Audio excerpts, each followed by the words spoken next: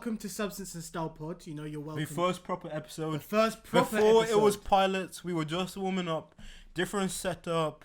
Drew's been working his magic. Yeah, I'm ready to go. Because we've been kind of finding our footing, like, what's the best, what's the best background to have? Segments. What's the best segments to use? How are we going to, like, split everything up? Because it's so easy to just sit in front of the camera, have a conversation, but then making it cohesive while still letting it be free-flowing, that's, like, what we've tried to find the balance 100%, with. 100%. And we think we're nearly there. I think we got it, Antonio. Yeah. So, what is it we're going to be talking about today, then? What are we going to be talking about? So, rest in peace to MF Doom, hip-hop's greatest supervillain. We'll be doing like a little top 10 ranking, a couple shout outs of like songs of his you gotta check out, or if you're already a Doom fan, songs of his we might remind you of. And yeah, just to start off, what's been in your rotation recently? What has been in my rotation? So, I have been listening to the new 3-pack Brent Fires drop, Do Not Disturb, with like Price of Fame, Circles, and... Shout out to Brent Fires. There's another song as well, but basically there's like Price of Fame, the second half is like this acapella.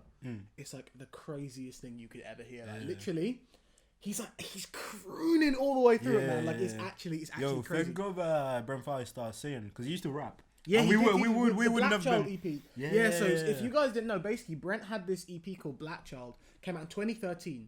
It actually sounds low-key a little bit like Bryson Tiller's Trap Soul, like except he's fully spitting on this whole thing. It's on SoundCloud if you want to check out like Black Child. And like he's rapping his ass off through this whole project, and then what'd you say? His manager said to him like, "Yo, you should try singing." And I guess I can't even click, but the rest was history. And then obviously, boom, we fast forward to Crew with Goldlink, and and everything's just kind of snowballed from there. But yeah, definitely his new EP, he put out a new song as well on like this Black History or this Black documentary soundtrack. And obviously there was the 3-pack EP he kind of just chucked out on Dropbox. That's been in my rotation. Gang Signs by Freddie Gibbs and Schoolboy Q. What a music video as well. That is a crazy good song. AP by Pop Smoke. So there's a new movie that's coming out, and Pop Smoke's got this song called AP on the soundtrack. That is really, really dope. And it's nice to hear not just new Pop Smoke, but Pop Smoke that doesn't sound like a Frankenstein's monster. Because it's really easy with posthumous music to make that shit sound like, they've really like just. Do you reckon that's because of recording equipment, or it's just because of picking best stuff, or he's got more good stuff? No, it's telling. It's a Pop Smoke song without like 10 features on it. Like, when you look at the Biggie and the 2-pack and even the X posthumous albums, like you got that songs like Noah Cyrus and like or features even, that would never happen. Exactly. Even on 2-pack's last posthumous album, what's crazy is Nipsey Hussle's on it. Yeah. Nipsey Hussle and J-Rock are on the last posthumous 2-pack album. That's weird to think about. That came out in 2006, I want to say. Yeah. But what's nice about this song, it's like a fully fledged Pop Smoke single. Crazy beat, like it's catchy, it's got a dope hook, but like it's just him. And he's floating on the beat, so I really like that song. As well as Steve Lacy, I think a few weeks back he dropped, or a couple months ago now. But I just checked it out. Like early on in the year, right? Yeah, the low files and like a song like Atomic Vomit and stuff. Like his like a SoundCloud era songs, and also Pooh Shiesty as well. Along with First of all, Lil Durk's been on a run. Lil Durk has been on a run, and obviously like his guy Pooh Shiesty, obviously Back in Blood, and his song on the new Judas and the Black Messiah soundtrack. Judas and the Black Messiah. I need to check out that film. Soundtrack's going crazy. They like picked cream of the crop. Like I'm hot for that film. 100%. Literally, what was it? The song, obviously with Jay and Nipsey. What It Feels Like is dope. Jay's rapping like his rap on his age like fine wine. He's flowing over that. Obviously, the song with Her is dope. Smino and Saba's song is dope. Always. A$AP Shout out to Rocky's Smino song. and Saba. Exactly. What's this? Who is it? A$AP Rocky song's dope. Even Rakim's on there, like seasoned vet. Durk's on there. Like it's actually the most telling and like it's a full circle relevant. Of like hip hop. Like, it's got a bit of everyone for that. Literally, and, from Rakim, it's got 80s rappers to like guys which are rapping now. Like 100%. Like balance. You would never see Rakim on the same project that you would see Pooh Shiesty. Like just let that sink for a second. That is crazy. Rakim, the God MC, Mr. Paid in Full. From the 80s, like this. Know the Ledge, Juice. Like that was crazy. But that's basically what's been in my rotation. I've had Colors by Black Pumas. Black Pumas. That's dope.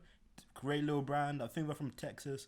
They got that mix of like the guitarist producer's got like some funk elements. He was mentored under Prince, and the vocalist he's comes from like a gospel church background. So his pipes, his like singing voice is crazy.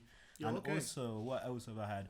Mavi is 51 talking about Mavi because he's kind of like one of L Sweatshirt's adjacent artists or inspired by El Sweatshirt, and of course El Sweatshirt was inspired by Doom, who we're gonna be talking about.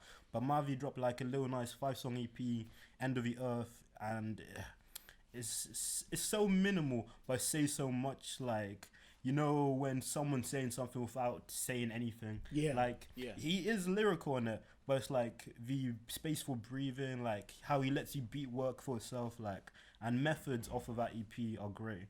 But now, should we get into the MF Doom ranking? It's gonna be hard. Shall I intro this? It's gonna be hard. I'm intro it. Okay, so basically, for those who aren't familiar, MF Doom is like, people call him your favorite rapper's favorite rapper. He check out the clip of Mos Def talking about MF Doom just to see why people say that. Like, Mos Def went crazy for Doom. He did. It's most great rappers went crazy for Doom.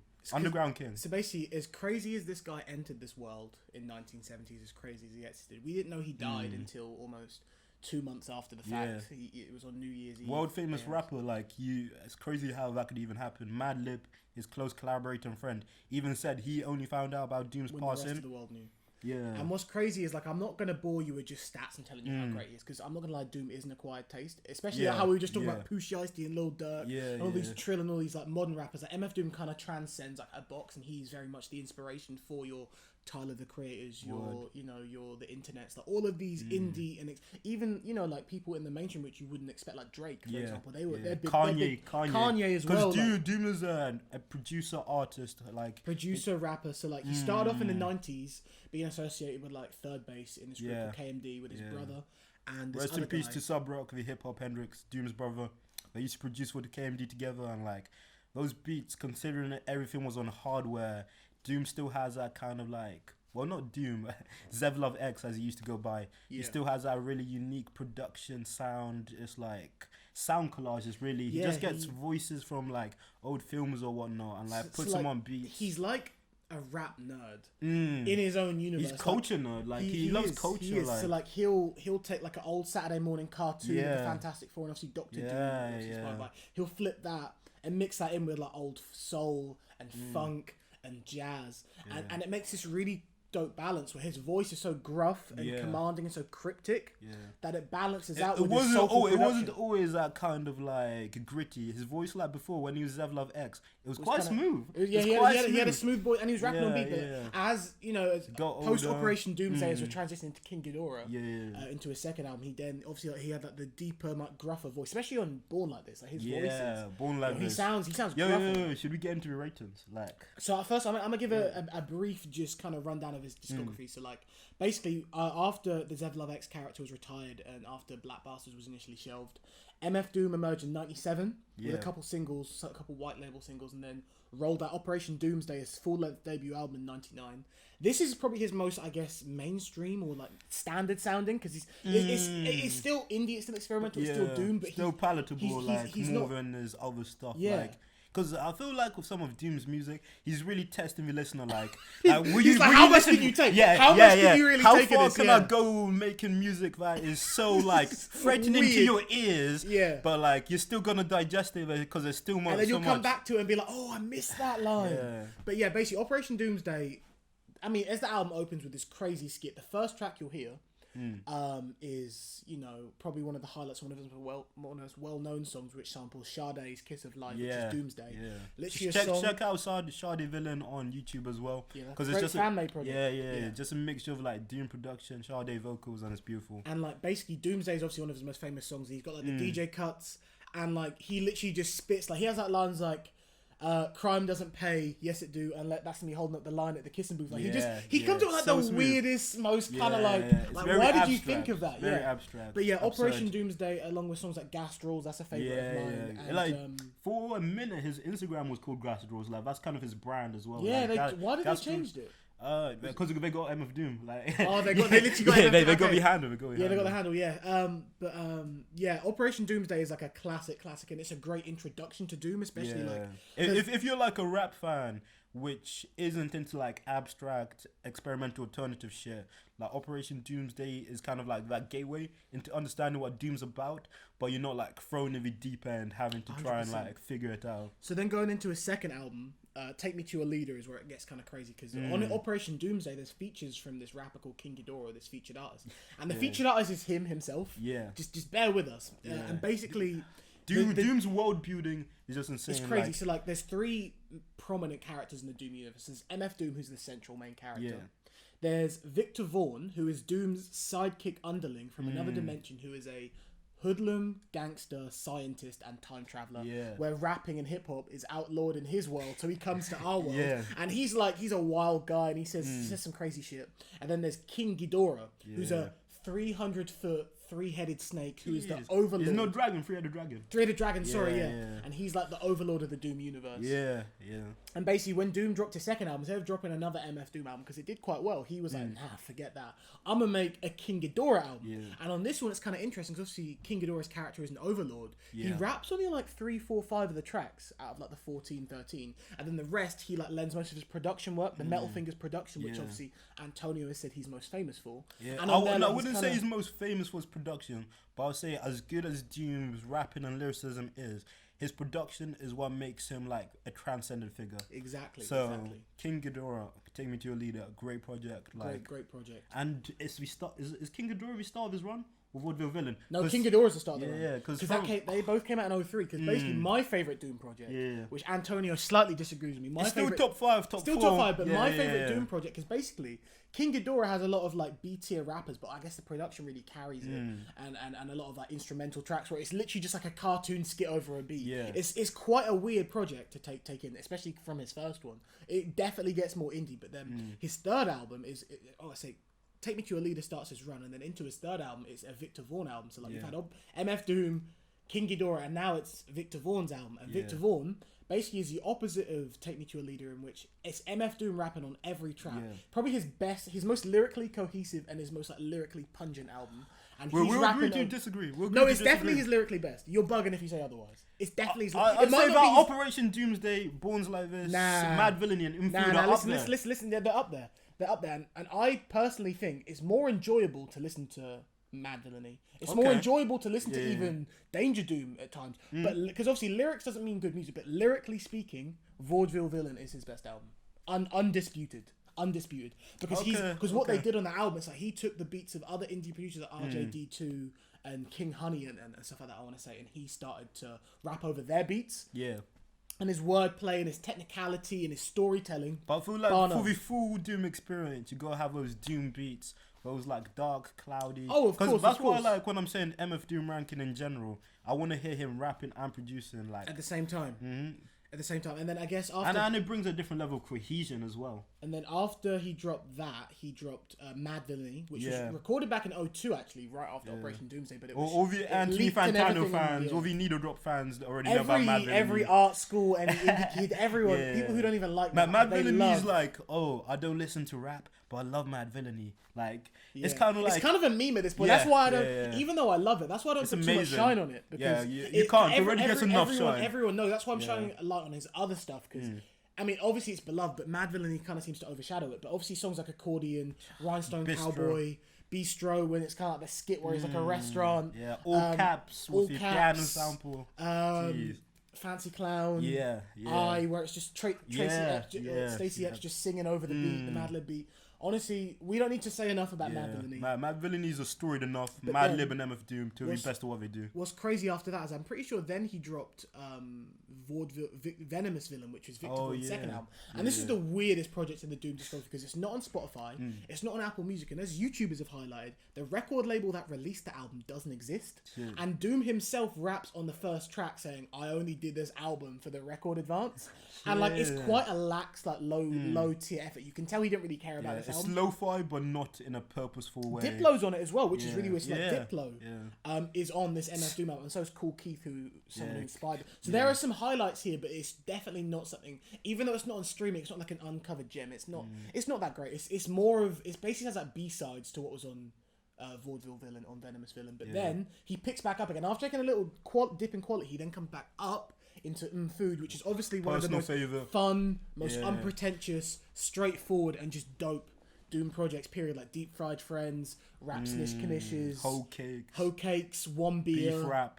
Beef rap. Yo, he literally hits on 3 different points on something like beef rap. He's talking about beef being bad for your health, beef of rappers being bad for your health. Like, it's like double and triple entendres just hitting you, but it's not like lyrical to the point you can listen to it and tune out and just enjoy it for the music. Or you can pay attention to the lyrics and be amazed in that sense. Yeah. It's just... It's enjoyable on so many fronts. The skits are funny about like the BBC thing where it's like edible rappers could be a new thing. Like, yo, that project is crazy. Like edible rappers, as in like rappers for food. Yeah, and then rappers, rappers in like edible rappers. That's like that's such a clever like edible rappers. Because he says like rappers, you eat rappers but leave a chain. And every song obviously is in relation to like either a food type as well, or a drink. Alcohol. And then he ends his prolific run in 2005 in a collaboration with Danger Mouse. So I'm pretty sure Doom's fresh off Mad Villainy and Food, and Danger Mouse is fresh off the Grey album and working with the Gorillaz on Demon Days. And these two powerhouses of almost opposite. But similar. Did they work with the Gorillaz like simultaneously? Like, they did, beforehand. They did, because Doom is on November May Come on the Gorillaz Demon Days album, and then they come together to make Danger Doom in collaboration with Adult Swim. Yeah. And Danger Doom is very dope. A lot of people, it's his best selling album. It's Doom's best selling album. It's most commercial, and it's because of that Adult Swim push, like took it to another level. That is like when he's working with Stones Throw, which is like the label that like he produced a lot of his stuff with.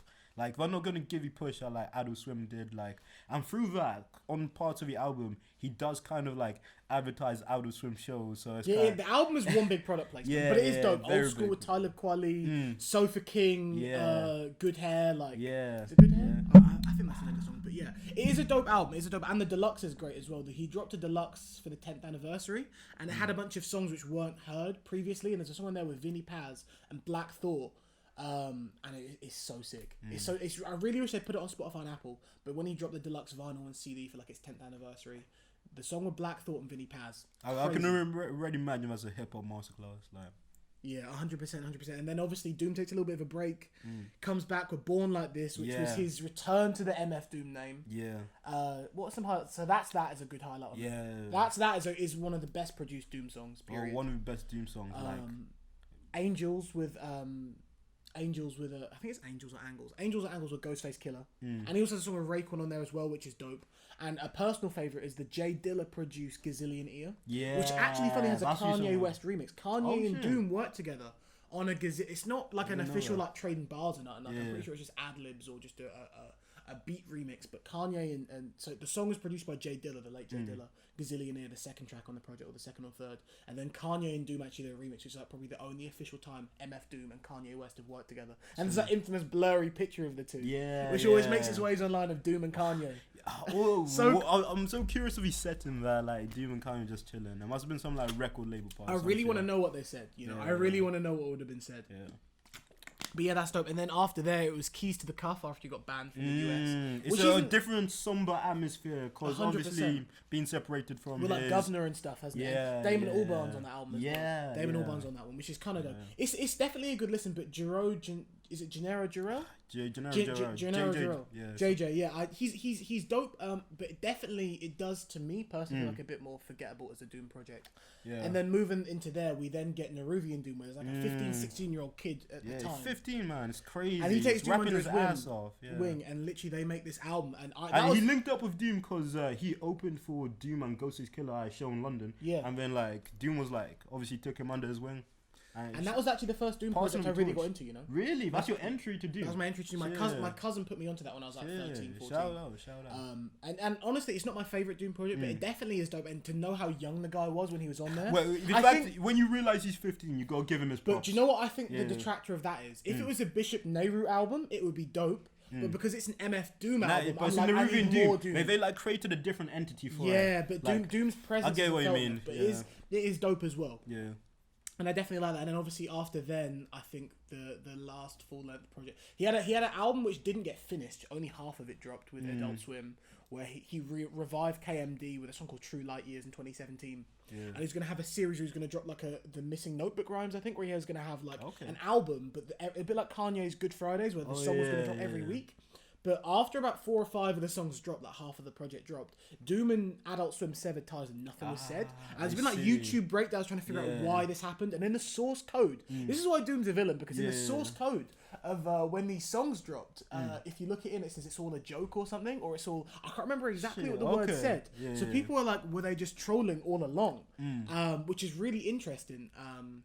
Yeah, that's why That I wouldn't was put a half, past like either entities of exactly. Adult Swim. Doom died in a weird way. His collaborators are mysterious, like Mr. Fantastic. No one knows who he is. Hassan Chop. No one Pebbles, really knows who he is. Invisible Girl. Pebbles, the Invisible Girl. Like all of them. But basically, that project never fully finished. We only have half of that.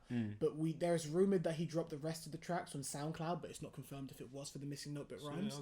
And then finally, Doom's last project in his lifetime released actually the year me and Antonio met in 2018, which was Czarface meets Metalface, which is a collaboration with the Wu-Tang, I guess, inspired, figureheaded by Inspector Deck, hip hop collective, which is similar to Doom with, the villainous comic book theme, which makes sense for a perfect collaboration, and that is called Czarface meets Metalface, and that is dope. But like I said, for me, it's not that it's bad. It's not terrible. It's not great. There's just not too many highlights on there. No one really Phantom with Open Mic Ego is a highlight, because that is Open Mic Ego also has that. Yeah, and he has that video with Vox where he's breaking down Doom rhymes, and like seeing him collaborate with Doom after he's like obviously a Doom mega fan, breaking down Doom rhymes. So clean, so nice. But yeah, that's anyway like a breakdown of Doom's discography and some of the highlights we picked up. I know, of course, these special herbs, like Special Herb series, but like Volume 1 to 9, they're all good, but it's hard to really rank them against full-fledged projects. I think my favourite one is either Volume 1 to 2 and 4 to 5. Okay, yeah. Because the albums really, because the first 2 were just like EPs. Like Volume 1 was like 7 songs, and Volume 2 was so like it's like 1 to 2, 3 to 4, 4 to 5, 6 to and etc. I think my favourites is either 1 to 2 and then 4 to 5. They're my favourite ones, because Lavender Buds, that beat, crazy. Pennyroyal, crazy. And just some highlights of some songs I've got. So that I don't know if you guys want to check out. It's Doomsday, obviously the title track. Gastrels, I Wonder, Rhinestone Cowboy, Fancy Clown, Saliva, which is Victor Vaughan, Liquor Pond, which is Victor Vaughan, and then MF Dooms, Rap Snish Knishes, That's That, and Angels, I think, with Ghostface.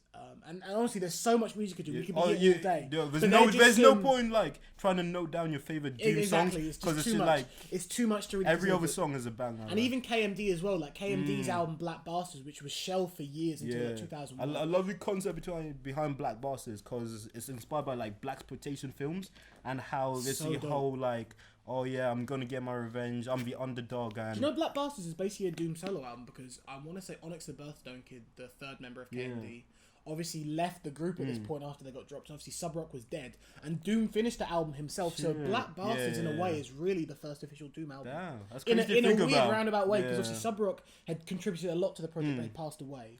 And the third member, Onyx or Rodan, depending on what source you read, it's not really clear who the third member of KMD was, which is again kind of weird. There was a rotation like where one of them, maybe Onyx, was finishing high school. It was Rodan was apparently finishing high school, so it was Onyx the Birthstone Kid. And he came in. Rodan is a member of the Monster Island Czars crew, which is Doom's kind of crew, obviously with King Ghidorah and obviously like MC and MF Grimm. They have a whole album as well. They have a whole album as well. And what's really annoying is no one knows what Rodan looks like. He released an EP in 2012 onto YouTube randomly. No one knows what his face. He has one album. No one knows. That's powerful. So when they say like Rodan's in KMD, it's like, who is Rodan? Realistically, Onyx the Birthstone Kid was the guy in KMD, but sources differ of who it was. But anyway, whoever that was, they left, and then it was just literally Doom to finish Black Bastards. And I know we spoke about his post Operation Doomsday stuff, but that is definitely an album to check out with the black Sambo beat. It's a striking cover. It really speaks volumes. But that's kind of a wrap for MF Doom, I'd say. That's are we not gonna do rankings? Rankings. I have a rough ranking of all of his projects. Okay. So for me, number 10. Number. Should I go from 10 or should I go from 13? I don't know top 10. You can go from 13 if you want. Okay, so in 10th place I've got Neruvian Doom. In 9th place I've got Mr. Hood, the first KMD album. Hold up. So 10th place I got Neruvian Doom as well. 9th place I got Black Bastard and Mr. Hood joined. Okay. Number 8. Number 8, I've got Black Bastards. I got 9th Mr. Hood, 8th Black Bastards. I cheated a bit, putting Black Bastards and Mr. Hood next to each other. They're both complete projects in their own right. Yeah. Number 7, I got Born Like This. Okay. So number 8, I got Keys to Be Cuff, the JJ Doom project. Number 7, Czarface meets Metalface. I feel like Czarface meets Metalface. That's my number 12. I didn't even make Nah, it's cold. It's cold. It's good. No, it's dope. I probably need to re-listen, to be fair. Yeah. I can't put it higher than, because see, I heard it when it came out and everything. I can't put it higher based off a distant memory. I haven't lived with it as much as I've lived with the other projects. Okay, 6 and 5. 6 and 5. So for 6, I've got Danger Doom. Yeah. And for number 5, I've got Take Me to Your Leader. Okay, I'll go Born Like This 6. And what I love about Born Like This is that like Doom actually borrows from Charles Bukowski, the poet, and Charles Bukowski is like the MF Doom of poetry, where he's not maybe like villainous, but he's kind of got that coded demeanor where everything he does can be interpreted in different ways. So like Doom borrowing him from him on like a whole album, that's dope. Yeah, but the only drawback I have for Born Like This is the song Batty Boys, where he's got the... the song, that's inappropriate. I mean, that's inappropriate. It's dated. Rap is commonly homophobic, you know. Yeah. It's no surprise that rap is did homophobic. that come but like, from... it's a whole song that's just complete... And Doom defended it by saying it's part of the villainous character. And wasn't it because his son said he prefers Batman to Doom or something? Yeah. That was the motivation for the song. Yeah. But obviously, Batty Boy, that's an outdated song where Doom has not apologized for it, but has put it under him being a villain, like where he just calls Batman and all the other superheroes like gay, right? Yeah, it didn't age well, and that's outdated, one big detractor from the Born Like This album. That is a big detractor. True. And then what have you got for 3 and 4? I'll go Vaudeville Villain 5, Operation Doomsday 4, King Ghidorah Take Me to Your Leader 3. So you do your top 5 and I'll do my top 5. Okay, I'll go Mad Villainy 2 and Food 1. Like Food was my Mad Villainy 2 you've got in there. Yeah. Wait, where did you go Mad Villainy? I haven't got Mad Villainy 2 on here. Second. Oh, sorry. I thought you were talking about Mad Villainy number 2. Mad Villainy number 2. That's we're getting great. MF, there's a remix album called Mad Villainy 2. Yeah, where Mad Lib just done like extra beats. Yeah, exactly. Sorry. Nah. I was bugging out because I was like, you got Mad Villainy number 2 as well. Yeah, but like Mad Villainy, Food, there's so much you can say about the projects. Like for me, it's the cohesion. It's like Mad Lib and Doom are just kind of like hip hop, egg and bacon. Like it's just perfect combination. 100%. And then so I'll do 1 to 5. So number 1, I've got Vaudeville Villain.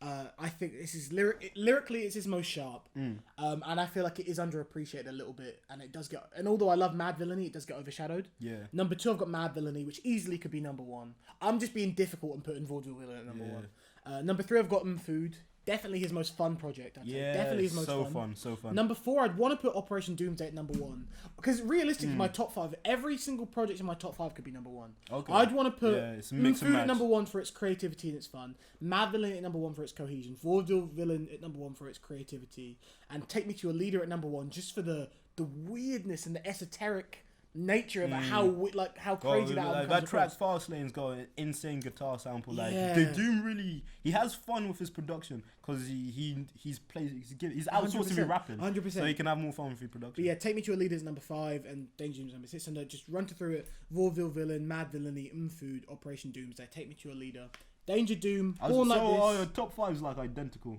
pretty but much. It's just different order. Just in a different order. Yeah.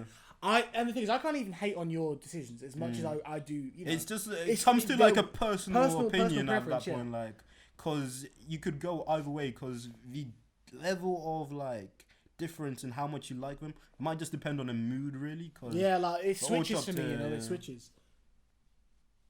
Okay. Yeah. So that is our ranking for MF Doom. So I think any MF Doom facts or anything, drop it down in the comments. Listen. What you think of him? Do you love him? Do you hate him? You're not got into him? Just let us know what you think about MF Doom. 100%. We have been Substance and Style. This is Niall, and this is Antonio over here. Oh, I can introduce myself. Oh, yo, it's like that.